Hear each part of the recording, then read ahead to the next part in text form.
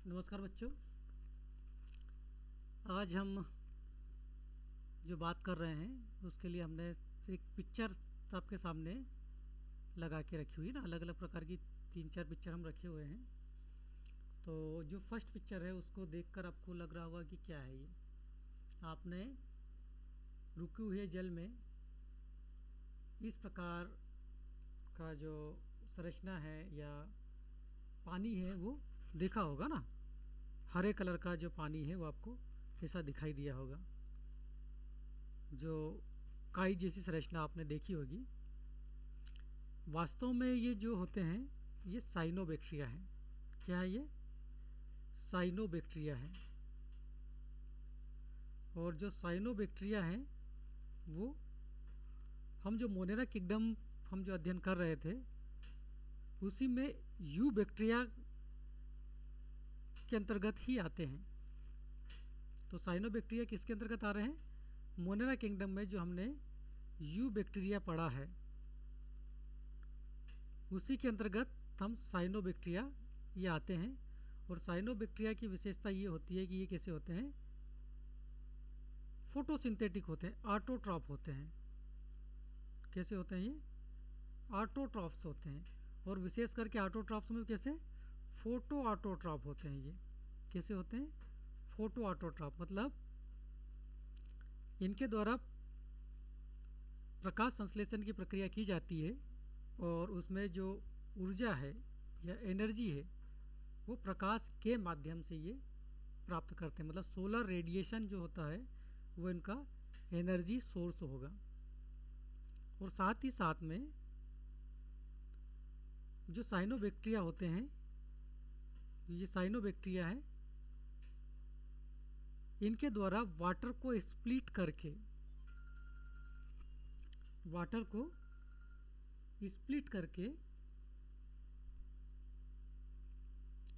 H2O को split करके oxygen gas बनाई जाती है। ठीक है। तो इनके द्वारा प्रकाश संश्लेषण की प्रक्रिया की जाएगी और फोटोसिंथेसिस किया जाता है और ऑक्सीजन गैस लिबरेट की जाती है। तो ऐसा माना जाता है कि साइनोबैक्टीरिया ही ऐसे प्रथम जीव थे जिन्होंने जो पृथ्वी का वातावरण था, जो पहले कैसा था पृथ्वी का वातावरण? अपचायक प्रकार का था, रिड्यूसिंग प्रकार का जो वातावरण था, उस वातावरण को कन्वर्ट किया, ऑक्सीडाइज प्रकार का वातावरण बनाया। क्योंकि ये पहले ऑर्गेनिज्म थे जिन्होंने वातावरण में O2 गैस रिलीज करी। तो इस प्रकार से जो ये ऑर्गेनिज्म है यू बैक्टीरिया के अंतर्गत ही आते हैं, जिनको हम बोलते हैं साइनोबैक्टीरिया। और फोटो ऑटोट्रॉपिक प्रकार के ये जीव होंगे जिनके द्वारा फोटोसिंथेसिस की जाती है और ऑक्सीजन गैस ये पानी के स्प्लिटिंग से उत्पन्न करते हैं और सोर्स ऑफ एनर्जी ये सोलर लाइट को लेते हैं। अब इस डायग्राम को देखकर, इस पिक्चर को देखकर आपको अंदाजा हो गया होगा कि जो साइनोबैक्टीरिया का हैबिटाट कौन सा है ना। तब बता सकते हैं ना कि इसका हैबिटाट कौन सा है। तो जो पोखर या तालाब जो है वो इनका हैबिटाट होगा। जो तालाब है, पोखर है, वो इनका हैबिटाट होगा। उस स्थान पर ये पाए जाते हैं। तो तालाबों में, पोखरों के अंदर या जो मॉइस्ट सॉइल होती है उसके अंदर, धान के खेतों में ये हमको देखने को मिलेंगे। इनको हमने किस ग्रुप में रखा है? मोनेरा में रखा है। किस में रखा है अपन ने? मोनेरा में रखा। मोनेरा के अंदर हमने यू बैक्टीरिया जो पढ़ रहे थे उसके अंतर्गत हमने बैक्टीरिया पढ़ा। और जो सेकंड ग्रुप है इसी का वो हम पढ़ रहे हैं साइनोबैक्टीरिया। ठीक है। तो मोनेरा किंगडम में रखा हुआ है तो मतलब कैसे होंगे ये ऑर्गेनिज्म कैसे होना चाहिए? यूनिसेलुलर होना चाहिए। ये हमको याद होना चाहिए कि जब मोनेरा किंगडम में हमने किसको रखा है? यूनिसेलुलर का रखा है। साथ ही कैसे होना चाहिए? ये प्रोक्यूरेटिक होना चाहिए। कैसे होना चाहिए, प्रोक्यूरेटिक। तो ये जो ऑर्गेनिज्म होते हैं वो यूनिसेलुलर होते हैं और साथ ही साथ में ये कैसे होते हैं, प्रोक्यूरेटिक होते हैं। हमने एक सेकंड पिक्चर यहाँ पर लगा के रखी हुई है, इसको आप देखो। तो इस पिक्चर में आपको देखने को मिलेगा किस प्रकार से ये होते हैं। तो जब माइक्रोस्कोप में हम इसका स्टडी करेंगे, जब लैब में आप, जब का कंपाउंड माइक्रोस्कोप है उसमें हम देखेंगे तो हमको कुछ इस प्रकार से संरचनाएं दिखाई देगी ना। ये संरचनाएं आपको अपनी स्लाइड में देखने को मिलेगी, ठीक है। सेकंड हम पिक्चर बताएं इसका, एक पिक्चर हमने ये लगा के रखा है,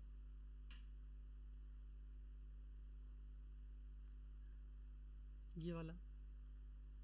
तो इसको आप देखोगे तो क्या दिखेगा आपको,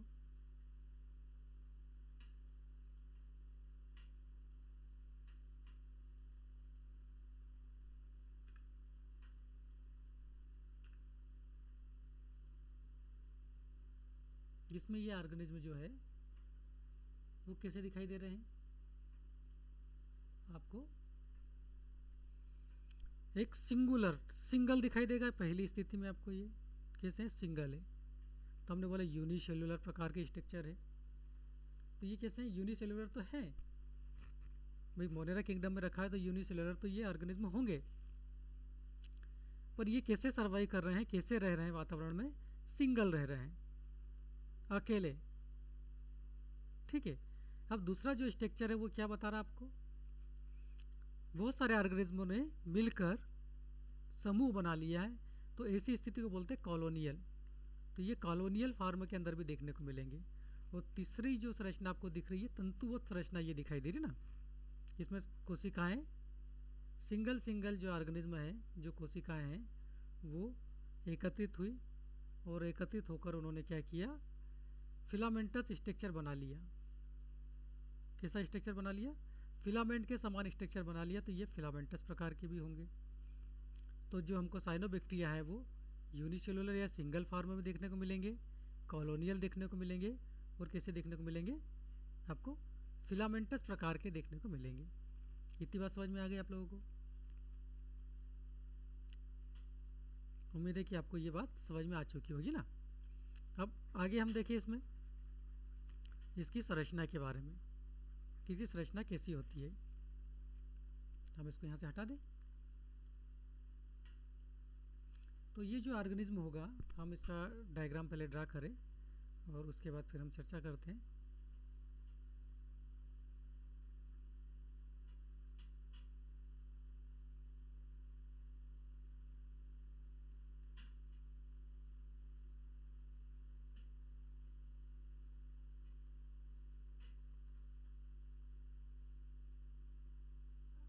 हम्म,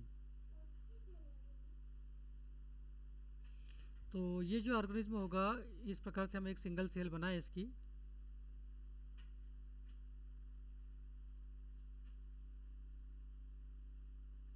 हमने ये सिंगल सेल यहाँ ड्रा करी है।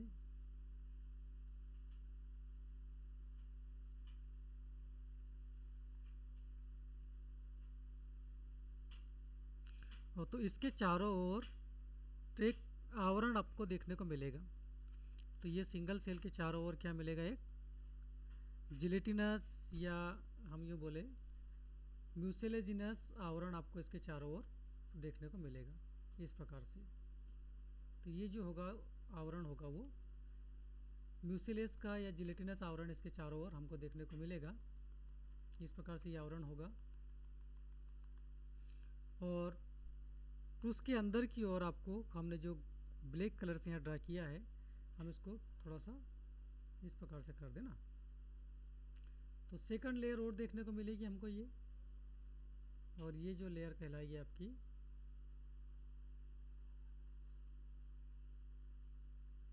हम इसको इस प्रकार से बता दें।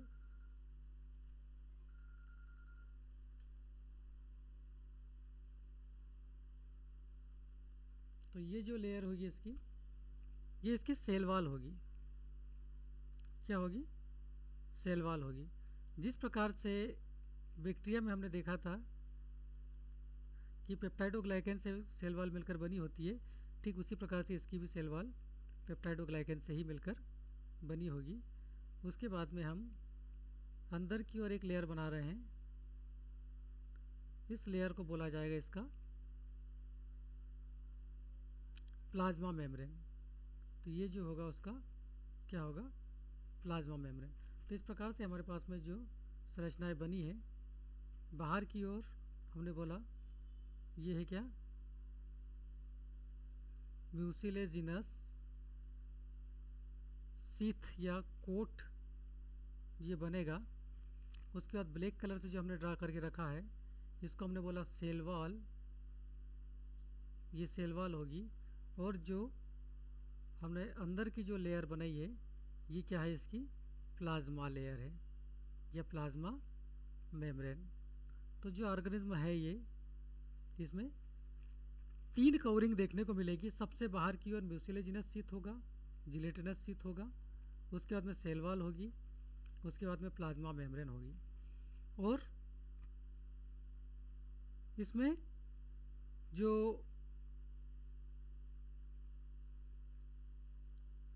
इसका जो डीएनए होता है वो सर्कुलर डीएनए यहाँ पर आपको देखने को मिलेगा। इसमें सर्कुलर डीएनए आपको देखने को मिलेगा। सर्कुलर डीएनए यहाँ पर देख पाया जाएगा, जिसको हम न्यूक्लियोइड कहेंगे। इसके साइटोप्लाज्म में एक विशेषता और देखने को मिलती है।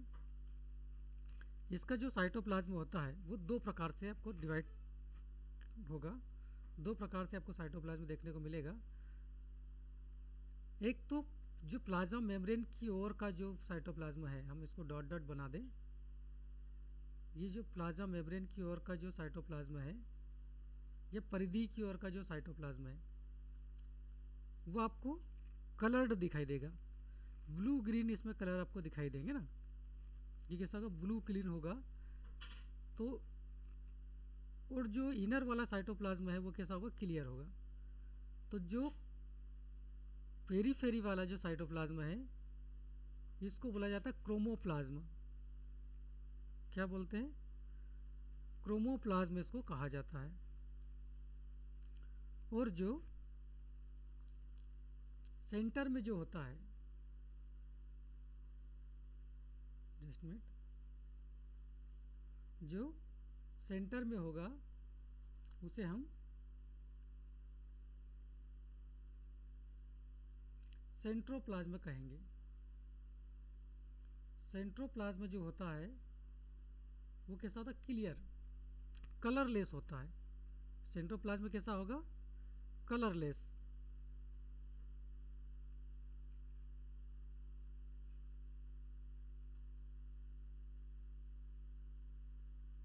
कलरलेस होगा ये, ठीक है। तो इस प्रकार से हमने कवरिंग में देखा है, इसमें म्यूसिलेजिनस शीथ पाया जाता है, सेल वॉल मिलेगी, प्लाज्मा मेम्ब्रेन मिलेगी।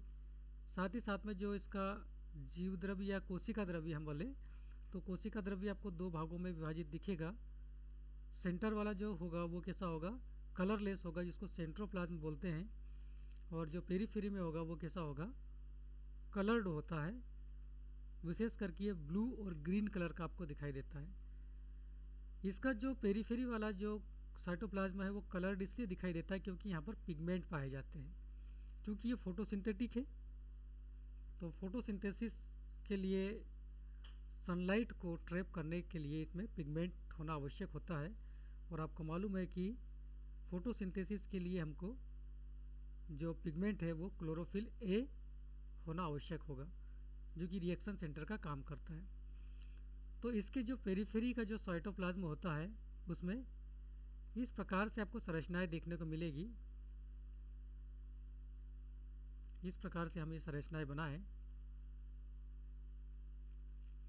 चूँकि ये प्रोकैरियोटिक है तो इसमें आपको क्लोरोप्लास्ट तो देखने को नहीं मिलेगा क्योंकि ये मेम्ब्रेन बॉन्ड ऑर्गेनेल्स है। तो उसके स्थान पर पटलिकाएं आपको देखने को मिलेगी इस प्रकार से। जो क्लोरोप्लास्ट में ग्रेनम के अंदर आपने थॉलेकॉइड देखा था, तो वो संरचनाएं यहाँ पर आपको इस पेरीफेरी वाले साइटोप्लाज्म में देखने को मिलेगी। तो ये जो हमने ग्रीन कलर का बनाया है इसको हम बोलते हैं थाइलेक्वाइड। और इन थालेक्वाइट में आपको पिगमेंट देखने को मिलेंगे। इन थालेक्वाइट में आपको क्या देखने को मिलेंगे? पिगमेंट देखने को मिलेंगे। और विशेष करके जो पिगमेंट होगा वो कौन सा होगा? क्लोरोफिल ए देखने को मिलेगा, फाइकोएरिथ्रिन देखने को मिलेगा। तो हम यहाँ पर लिखना भी चाहे तो लिख सकते हैं। यहाँ पर जो हमको क्या देखने को मिलेगा थालेक्वाइट में? जो पिगमेंट है वो जितने भी फोटोसिंथेटिक ऑर्गेनिज्म होंगे, प्लांट है या एल्गी है या फिर हम यहाँ पर साइनोबैक्टीरिया को बोले, तो इसमें क्लोरोफिल ए जो है वो होना आवश्यक है, क्योंकि ये रिएक्शन सेंटर का काम करेगा। एक आता है फाइकोएरिथ्रिन।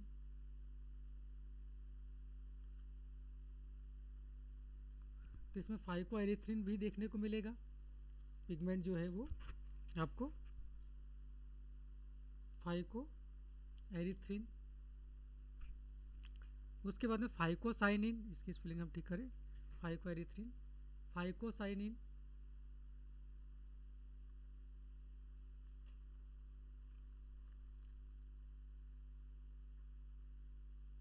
फाइकोएरिथ्रिन और फाइकोसाइनिन, ये पिगमेंट्स आपको यहाँ पर देखने को मिलेंगे। फाइकोसाइनिन जो होता है, जस्ट मिनट इसकी थोड़ी सी स्पेलिंग से ठीक करें,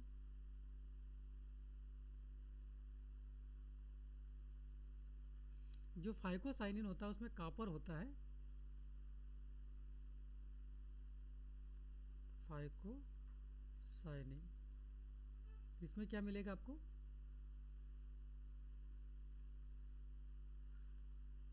कॉपर होता है, जिसके कारण से इसका ब्लू कलर या ब्लू अपीयरेंस आता है ना।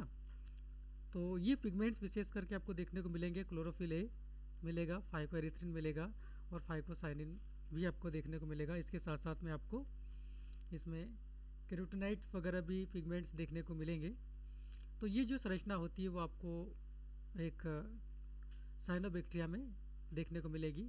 सेंटर में हमने बता दिया कि जो चूँकि प्रोकैरियोटिक सेल है तो यहाँ पर जो इंसिपिएंट न्यूक्लियस ही पाया जाएगा, और जो आनुवंशिक पदार्थ जो डीएनए है उसको हम क्या बोलेंगे? न्यूक्लियाइड कहेंगे, जो कि मेम्ब्रेन बॉन्डेड नहीं होता है, वो यहाँ पर मिलेगा।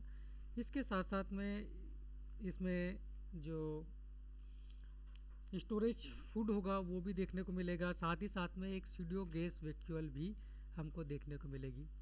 ठीक है, तो गैस वैक्यूअल जो होगी वो भी देखने को मिलेगी। तो ये क्या मिलेगी? वैक्यूअल है, जो कि इसको बॉयंसी प्रदान करेगी, मतलब ये फ्लोट करवाएगी वाटर बॉडी पर ये। तो वैक्यूअल इसके अंदर प्रेजेंट होगी। उसी प्रकार से राइबोसोम जो होगा वो 70S प्रकार का राइबोसोम आपको यहाँ देखने को मिलेगा, वो भी चीज़ें इसके अंदर होगी। तो इस प्रकार से इसकी संरचना होती है। तो हमने जो अपने बनाया, इसके साथ साथ में हमने एक जो पिक्चर लेकर आए हैं नेट से, उससे भी हम थोड़ा सा देख लें कि क्या क्या ये पिक्चर क्या बताना चाह रही है। तो देखिए,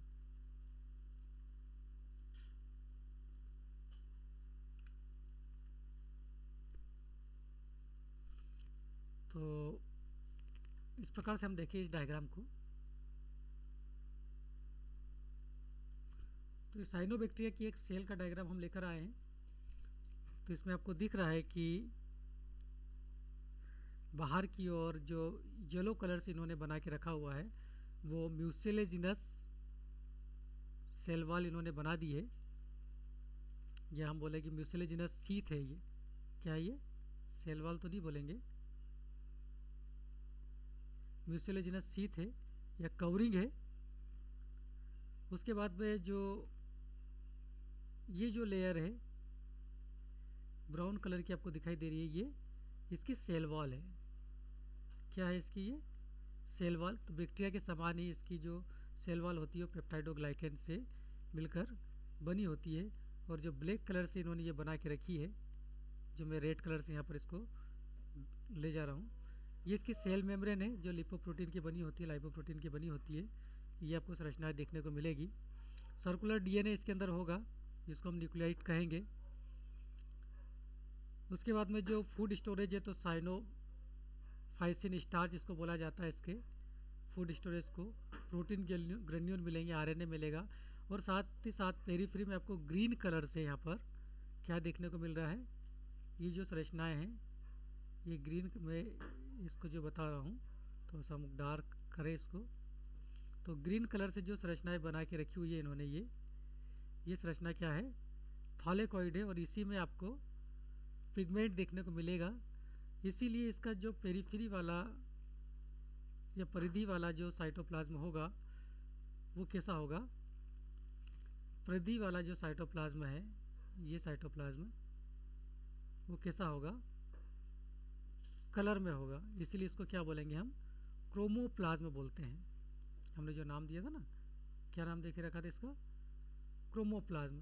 तो परिधि वाला जो होगा इसको क्या बोलेंगे हम, क्रोमोप्लाज्म इसको कहेंगे। ये संरचना आपको समझ में आ गई। और सेंटर वाला चूंकि इसमें एक पिगमेंट्स नहीं प्रेजेंट है तो ये कलरलेस होता है, क्लियर होता है, इसको सेंट्रोप्लाज्म कहा जाता है। सेंटर में इसलिए सेंट्रोप्लाज्म इसको कहेंगे। तो ये तो संरचना हो गई इसकी साइनोबैक्टीरिया की। अब साइनोबैक्टीरिया जो होता है हमने बता दिया, चूँकि फोटोसिंथेसिस करता है ये, तो ऑटोट्रॉपिक प्रकार का ही है ये। इसमें कुछ संरचनाएं पाई जाती है इसकी कॉलोनी के अंदर, या जो फिलामेंटस स्ट्रक्चर जो होता है उसमें आपको कुछ संरचनाएं देखने को मिलेगी। वो आती है हेट्रोसिस्ट। कौन सी संरचना, हेट्रोसिस्ट। तो हम देखेंगे हेट्रोसिस्ट क्या होता है। तो जिस प्रकार से ये हम एक साइनोबैक्टीरिया का फिलामेंट ड्रा कर रहे हैं, ये जो कोशिका हैं, तो इस प्रकार से ये कोशिकाएं होगी। इसमें से कुछ कोशिकाएं या एक आध कोशिका क्या होती है, बड़े आकार की हो जाती है, और इसकी जो वॉल है वो कैसी हो जाती है, थिक हो जाती है, थिक वॉल्ड स्ट्रक्चर ये बन जाता है। और बाकी कोशिकाएं तो सामान्य रूप से होगी, ठीक है। और इसके चारों ओर आवरण आपको देखने को मिलेगा, म्यूसिलेजिनस आवरण। हम इसको इस कलर से ले थोड़ा सा, तो इसके चारों ओर आपको ये म्यूसिलेजिनस आवरण भी आपको देखने को मिलेगा, ठीक है। तो ये जो थिक वॉल्ड कोशिका होती है ये हेट्रोसिस्ट कहलाती है। ये क्या कहलाती है, हेट्रोसिस्ट कहलाएगी। और ये जो हेट्रोसिस्ट होता है वो नाइट्रोजन फिक्सेशन का कार्य करता है। इसमें नाइट्रोजिनेस एंजाइम पाया जाता है इस कोशिका में, और ये नाइट्रोजन फिक्सेशन का काम करता है। मतलब ये क्या काम करता है, N2 फिक्स करता है, नाइट्रोजन को फिक्स करने का काम करता है, N2 फिक्सेशन का काम करता है हेट्रोसिस्ट। तो ये रचना कैसी होती है, थिक वॉल्ड स्ट्रक्चर होती है। कैसी होती है, थिक वॉल्ड स्ट्रक्चर होगी। इसकी जो भित्ति होगी वो कैसी होगी, मोटी भित्ति होगी। और इसकी विशेषता ये होती है कि चूँकि पूरी कोशिकाएं जो है इसकी, सभी कोशिकाएं जो होती है वो कैसी होती है, फोटोसिंथेसिस करती है। सभी कोशिकाएं क्या करती है, फोटोसिंथेसिस करेगी और ऑक्सीजन बनाएगी ना। पर N2 फिक्स करने के लिए जो एंजाइम होता है, जो इसको हम नाइट्रोजिनेज बोलते हैं, नाइट्रोजिनेज, वो एन और एरोबिक कंडीशन के अंदर कार्य करता है। एन एरोबिक कंडीशन इसको चाहिए, मतलब कौन सी, अवायवीय अवस्था होनी चाहिए इसको, अवायवीय अवस्था इसको चाहिए। इस अवायवीय अवस्था में ये नाइट्रोजन फिक्स करता है, नाइट्रोजन का स्थिरीकरण करता है, वायुमंडलीय नाइट्रोजन जो है उसको फिक्स करने का काम करता है। तो इसलिए ये जो कोशिका है, इसकी एक कोशिका कैसी हो जाएगी, मॉडिफाई हो जाएगी, इसकी वॉल जो होगी वो थिक वॉल्ड हो जाएगी, और ये सेल जो होगी वो फोटोसिंथेसिस नहीं करेगी। हेट्रोसिस्ट क्या, फोटोसिंथेसिस नहीं करेगी। तो इस प्रकार से ये क्या करेंगे, हेट्रोसिस्ट जो है वो N2 फिक्सेशन का काम करेगी। इसके एग्जाम्पल आप नोट कर लेना, जबकि बुक में दे के रखे हुए हैं। तो 3 एग्जाम्पल आपको, 3 के 4 एग्जाम्पल आप याद रखिएगा। एक तो नॉस्टॉक है जो कि साइनोबैक्टीरिया के अंतर्गत आ रहे हैं। एक जो है वो क्या है, नॉस्टॉक। तो आप नॉस्टॉक को याद करिए।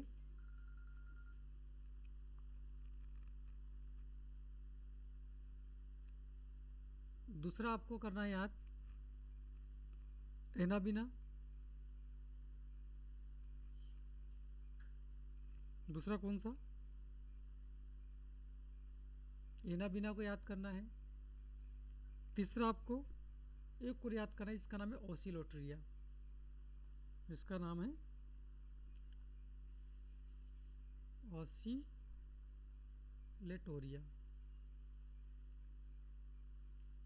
इसको आपको याद करना है। तो ये तीन एग्जाम्पल जो है वो आप याद करिए। चौथा है आपका, वो है आपका स्पाइरुलिना। तो चौथा एग्जाम्पल और याद करिएगा, स्पाइरुलिना। तो ये चार एग्जाम्पल आप जो है याद करिएगा, जो कि किसके हैं, साइनोबैक्टीरिया के एग्जाम्पल हैं। ठीक है। तो अभी तक हमने जो पूरी चर्चा करी है इसमें, इनका आवाज़ देखा है, इसका स्ट्रक्चर देखा है, इसके साथ साथ में हमने कुछ सामान्य से इनके जो कैरेक्टर्स हैं वो देखे हैं। एक विशेष रचना जो है जिसको हम हेट्रोसिस्ट बोलते हैं वो देखी हमने। तो ये हमारा हुआ है साइनोबैक्टीरिया के बारे में। एक अगला जो आता है यूबैक्टीरिया के अंतर्गत, हमने जैसा हमारे लेक्चर के स्टार्ट में लिया था, जिसको हमने माइकोप्लाज्मा बोला है, उसे हम अगले लेक्चर के अंदर कंप्लीट करते हैं कि माइकोप्लाज्मा क्या होता है। ठीक है।